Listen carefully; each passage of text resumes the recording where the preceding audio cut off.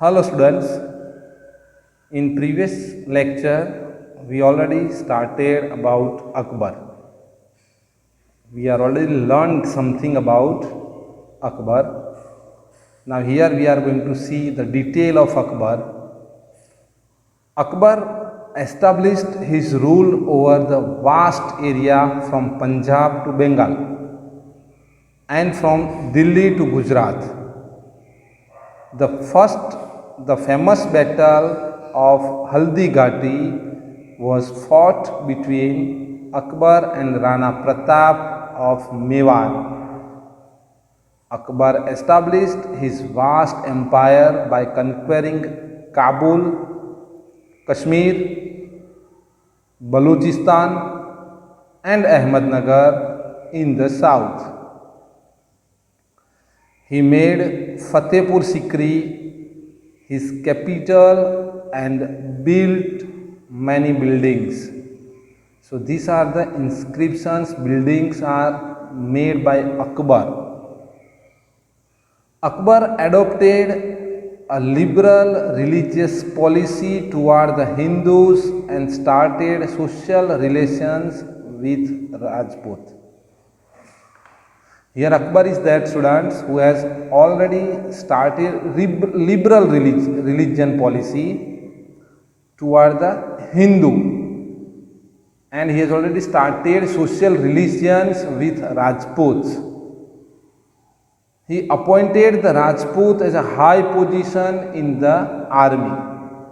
In army, he had already given the high position, high rank post to the Rajput kings, to the Rajput people. The Rajput also helped him a lot with their bravery and adventure in the conquering India. So here he has given the importance to Rajput. So Rajput people are there, they are also helped to Akbar in the various types, different types. Students, Rajput people are there, they have helped them in a lot with bravery and the adventures to the conquering India. Akbar was a secular king. He fought together the best elements of all religions and the established sect called Ad-Din-e-Ilahi. Here Akbar is that who had already applied one different type of policy for the religions. He gave the importance of all religions.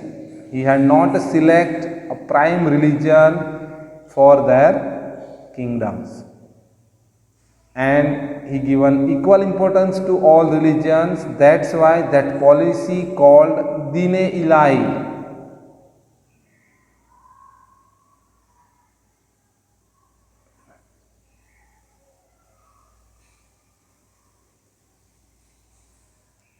He translated great texts like Ramayana, Mahabharata, Atharvaved,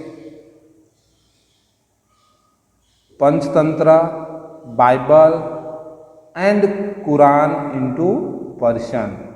These all are holy books are there, and Akbar had already translated these all books in a Persian language. Akbar was a social reformer. He opposed child marriage and sati, and his time he has given the importance to society also. That's why he called social reformers, and he has opposed of child marriage and the sati. Students, we know that child marriage means the small age, when the age of the study of the child at that time their marriage should be happens. So these types of social evils are there. They were removed by Akbar. He abolished the pilgrimage taxes and banned forced religious conversions. He has given the order to abolish, to remove the pilgrimage taxes. Pilgrimage taxes means, students, the holy place are there, and those people who are coming to that place, they should not pay the tax. India was economically prosperous during Akbar's rule. He began an era of social tolerance. Most of the parts of India were under the region of Mughal at the time of Akbar's death, 1605 Anno Domini. Akbar's death was 1605. Now after Akbar, the Jahangir is that. Jahangir inherited a great empire established by Akbar. He continued the Akbar's policies and established good relations with the Hindu and extends his rule from the Assam to Golconda in South India. His wife Nur Jahan was intelligent and ambitious. He encouraged the many arts, paintings, flourished a lot during his rule. He himself was a great painter. Jahangir was a great painter at his times.